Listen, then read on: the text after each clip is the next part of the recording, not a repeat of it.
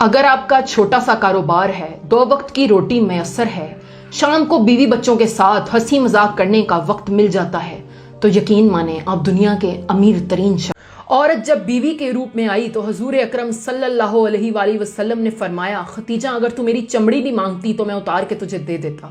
عورت جب بیٹی کے روپ میں آئی تو حضور اکرم صلی اللہ علیہ وآلہ وسلم نے کھڑے ہو کر اس کا استقبال کیا اور فرمایا کہ فاطمہ تو میرے جگر کا ٹکڑا ہے۔ عورت جب بہن کے روپ میں آئی تو حضور اکرم صلی اللہ علیہ وآلہ وسلم نے کہا کہ بہن آپ نے خود آنے کی زحمت کیوں کی، آپ مجھے پیغام بھجوا دیتی، میں سارے قیدی رہا کر دیتا۔ عورت جب ماں کے روپ میں آئی تو اس کے قدموں تلے جنت رکھ دی اور فرمایا کہ کاش میری ماں زندہ ہوتی، وہ مجھے محمد کہہ کر پکارتی، میں عشاء کی نماز پڑھ رہا ہوتا اور نماز چھوڑ کر اس کی طرف بھاگتا۔ عورت کی تکلیف کا اتنا احساس کیا کہ بچوں کے رونے کی آواز پر قرات کو مختصر کرنے کی اجازت دے دی۔ اے امت محمدیہ کی بیٹیوں، تم بہت عظمت والی ہو۔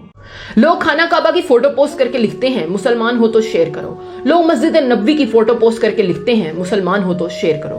لوگ درود ابراہیمی پوسٹ کر کے لکھتے ہیں کہ 10 لوگوں کو بھیجو گے تو خوشخبری ملے گی۔ ہنسی آتی ہے، کیا فوٹو پوسٹ کرنے سے مسلمانی ثابت ہوتی ہے؟ کیا 10 لوگوں کو شیئر کرنے سے جنت ملتی ہے؟ تو پھر نماز، روزہ، حج اور زکوٰۃ کس کے لیے؟ صرف فوٹو شیئر کرو اور جنت میں جاؤ۔ محمد کریم مصر کا حکمران تھا۔ انہی دنوں فرانس نے مصر پر حملہ کر دیا۔ نپولین فرانس کا بادشاہ ہوا کرتا تھا۔ محمد کریم اپنے ملک کے لیے جتنا لڑ سکتا تھا لڑا، لیکن بدقسمتی سے وہ فرانس سے ہار گیا اور نپولین نے مصر پر قبضہ کر لیا۔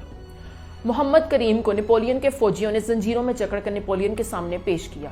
نپولین نے محمد کریم کو دیکھ کر کہا کہ تم نے میرے بہت سے فوجی مار دیے، لیکن اس کے باوجود میں تمہاری بہادری اور دلیری سے متاثر ہوئے بغیر نہیں رہ سکا، اس لیے میں تمہیں ایک موقع دینا چاہتا ہوں۔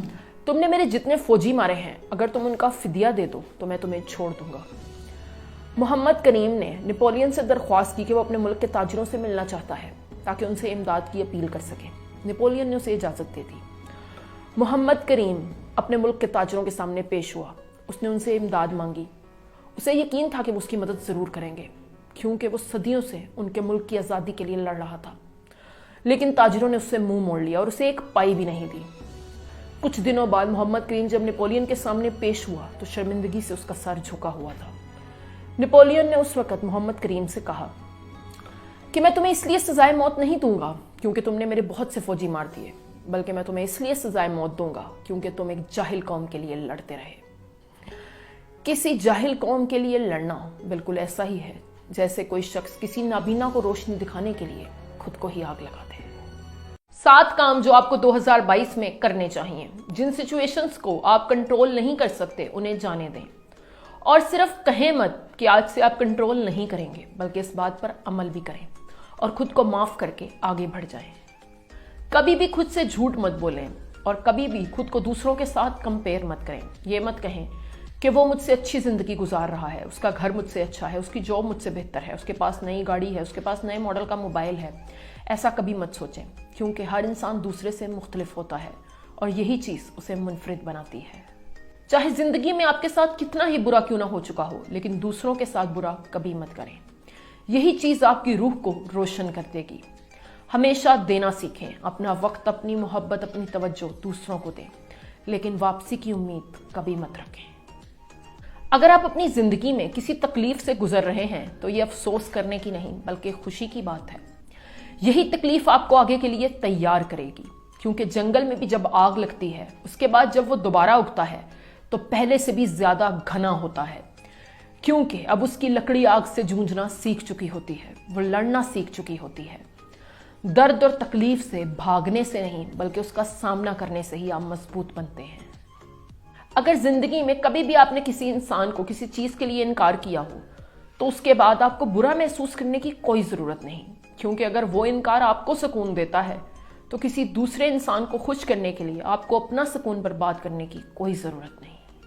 خود کو اون کرنا سیکھیں، اپنی زندگی کی غلطیوں اور کوتاہیوں کا ذمہ خود لیں، کبھی بھی اس کے لیے دوسروں کو ذمہ دار مت ٹھہرائیں، اپنی ذمہ داری خود اٹھانا سیکھیں۔ کبھی بھی اپنے جذبات دوسروں کے سامنے ظاہر کرنے میں شرمندگی محسوس مت کریں۔ اگر آپ کا رونے کو دل چاہ رہا ہو تو رو لیا کریں، اگر آپ کا ہنسنے کو دل چاہ رہا ہو تو ہنس لیا کریں۔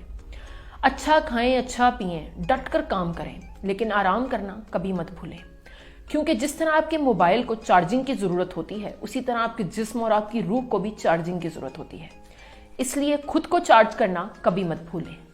ایک بچے نے سمندر میں اپنا جوتا کھو دیا۔ اس نے روتے ہوئے کنارے پر لکھ دیا کہ سمندر چور ہے۔ کچھ ہی فاصلے پر ایک مچھیرے نے سمندر میں اپنا جال پھینکا، بہت سی مچھلیاں اس کے جال میں آئیں۔ اس نے خوشی کے مارے سمندر کو بحر سخاوت کا نام دیا۔ ایک غوطہ خور نے سمندر میں غوطہ لگایا اور وہ غوطہ اس کی زندگی کا آخری غوطہ ثابت ہوا۔ غمزدہ ماں نے اپنے آنسوؤں سے ریت پر لکھ دیا کہ سمندر قاتل ہے۔ ایک بوڑھے کو سمندر نے موتی کا تحفہ دیا۔ اس نے خوشی کے مارے سمندر کو بحر کرامت کا نام دیا۔ پھر ایک بہت بڑی لہر آئی اور سب کا لکھا ہوا مٹ گیا۔ اسی لیے لوگوں کی باتوں پر کان مت دھریے، کیونکہ مختلف لوگوں کا ایک ہی چیز کے ساتھ تجربہ مختلف ہوتا ہے۔ کہتے ہیں کہ حضرت موسیٰ علیہ السلام نے ایک مرتبہ اللہ تعالیٰ سے پوچھا کہ اے اللہ، جب تو اپنے بندے پر مہربان ہوتا ہے تو اسے کیا عطا کرتا ہے؟ اس پر اللہ تعالیٰ نے فرمایا کہ اگر وہ بندہ شادی شدہ ہو تو میں اسے ایک بیٹی عطا کرتا ہوں۔ حضرت موسیٰ علیہ السلام نے دوبارہ پوچھا کہ اے اللہ، اگر تو اپنے بندے پر زیادہ مہربان ہو تو اسے کیا عطا کرتا ہے؟ اس پر اللہ تعالیٰ نے فرمایا کہ پھر میں اسے دوسری بیٹی عطا کرتا ہوں۔ حضرت موسیٰ نے تیسری مرتبہ پوچھا کہ اے اللہ، اگر تو اس پر بہت زیادہ مہربان ہو تو پھر اسے کیا عطا کرتا ہے؟ اس پر اللہ تعالیٰ نے پھر فرمایا کہ اے موسیٰ، میں اسے تیسری مرتبہ بھی بیٹی عطا کرتا ہوں۔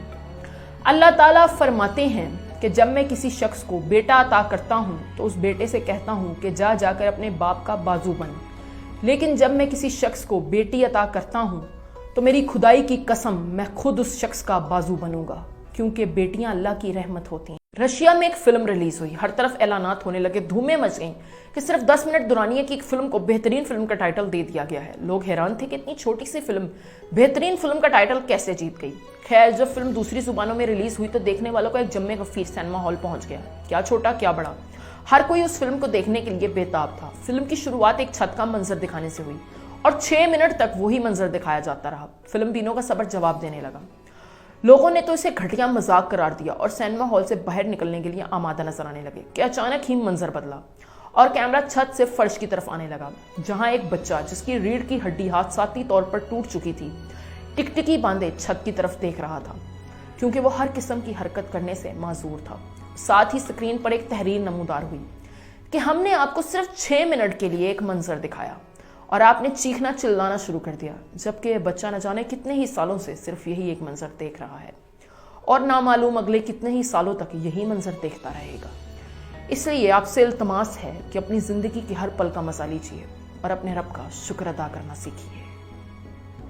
ڈپریشن کی وجوہات: بہت زیادہ حساس ہونا، بہت زیادہ انا پرست ہونا، مرضی کے خلاف بات برداشت نہ کرنا، غیر متوقع نتائج قبول نہ کرنا، ماضی کو حال سے بہتر سمجھنا، حال سے شکوہ کرتے رہنا، پرفیکشن کو معیار سمجھنا اور پھر حسرت کا شکار رہنا۔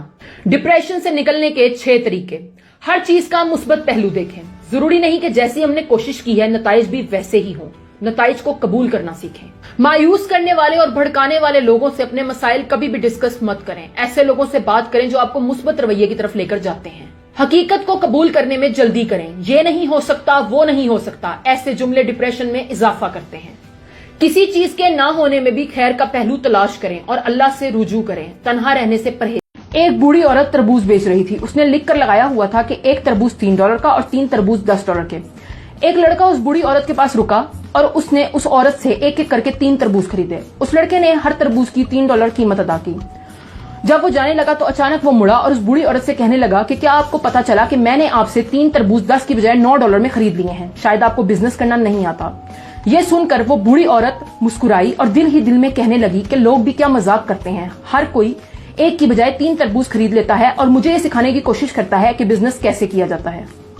ایک مرتبہ ایک بادشاہ نے اپنے وزیر سے کہا کہ میرے ملازم اتنے خوش و خرم کیسے رہتے ہیں جبکہ ان کے پاس کچھ بھی نہیں ہے اور میرے پاس سب کچھ ہے۔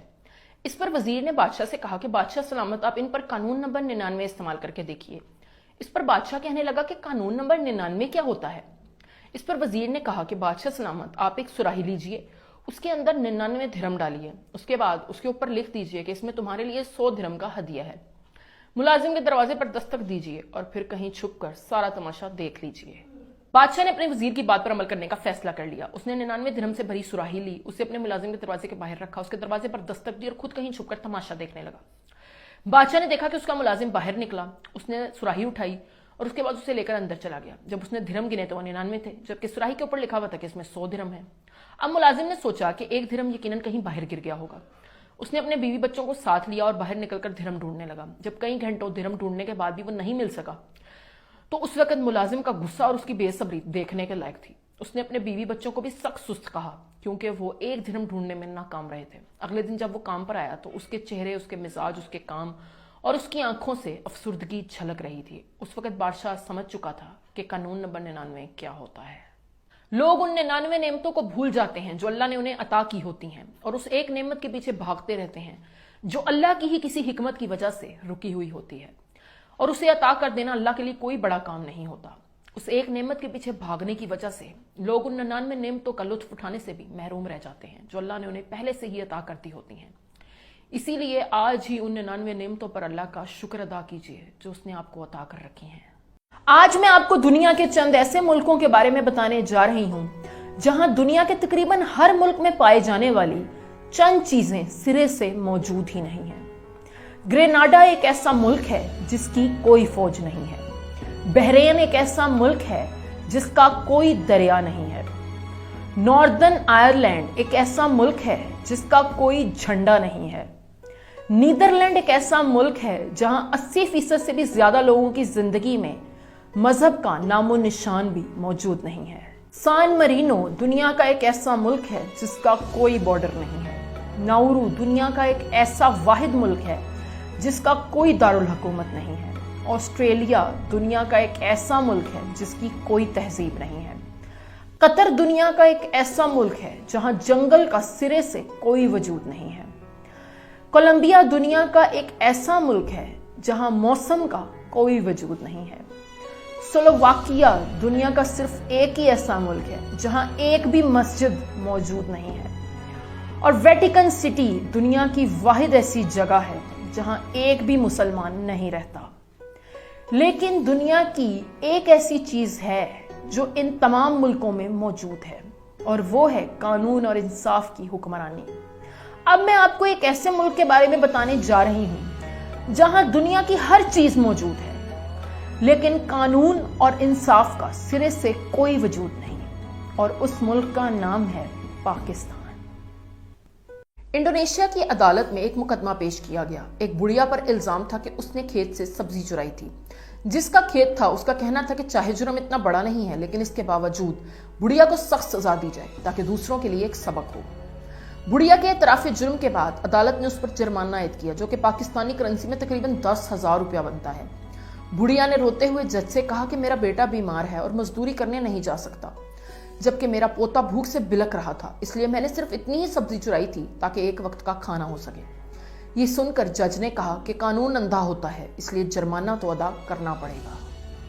لیکن جج اندھا نہیں ہوتا، یہ کہہ کر اس نے اپنی جیب سے 1,000 روپیہ نکالا اور ٹیبل پر رکھ دیا، اور ساتھ ہی یہ حکم جاری کیا کہ میں اس عدالت میں موجود ہر شخص پر 500 روپیہ جرمانہ عائد کرتا ہوں کہ وہ اس بات سے غافل رہے کہ ان کے علاقے میں ایک بچہ بھوک سے بلک رہا تھا اور یہی چیز چوری کی وجہ بنی۔ عدالت میں موجود ہر شخص نے خوشی خوشی اپنا جرمانہ ادا کر دیا۔ عدالت میں اتنی رقم اکٹھی ہو گئی کہ جرمانہ ادا کرنے کے بعد بھی خاصی رقم بچ گئی جو کہ بڑھیا کو دے دی گئی۔ محنت اتنی خاموشی سے کرو کہ تمہیں اپنے منہ سے ایک لفظ بھی ادا نہ کرنا پڑے اور تمہاری کامیابی ہی تمہارے لیے شور مچا دے، کیونکہ کتوں کو تو اپنی موجودگی کا احساس دلانے کے لیے بھونکنا پڑتا ہے، لیکن شیر کی موجودگی تو جنگل کے سناٹے میں بھی محسوس کر لی جاتی ہے۔ جب بھی کبھی تمہارے خون کے رشتے بھی تمہارا دل دکھائیں تو ایک مرتبہ حضرت یوسف علیہ السلام کو یاد کر لینا جن کے بھائیوں نے انہیں کنویں میں پھینک دیا تھا۔ جب کبھی تمہارے ماں باپ بھی تمہارا ساتھ نہ دیں تو ایک مرتبہ حضرت ابراہیم علیہ السلام کو یاد کر لینا جن کے والد نے ان کا ساتھ دینے کی بجائے ان لوگوں کا ساتھ دیا تھا جنہوں نے انہیں آگ میں پھینک دیا تھا۔ جب بھی کبھی کسی بیماری کی وجہ سے تمہارے جسم میں تکلیف ہو تو ہائے کرنے سے پہلے ایک مرتبہ حضرت ایوب علیہ السلام کو یاد کر لینا جن کی بیماری بہت بڑی تھی۔ جب بھی کبھی کسی مصیبت یا پریشانی میں مبتلا ہو تو ایک مرتبہ حضرت یونس علیہ السلام کو یاد کر لینا جو کئی دن مچھلی کے پیٹ میں رہے تھے، ان کی مصیبت اور پریشانی تم سے کئی گنا زیادہ بڑی تھی۔ جب بھی کبھی کوئی جھوٹا الزام یا بہتان تم پر لگے تو ایک مرتبہ اما عائشہ رضی اللہ تعالیٰ عنہ کو ضرور یاد کر لینا۔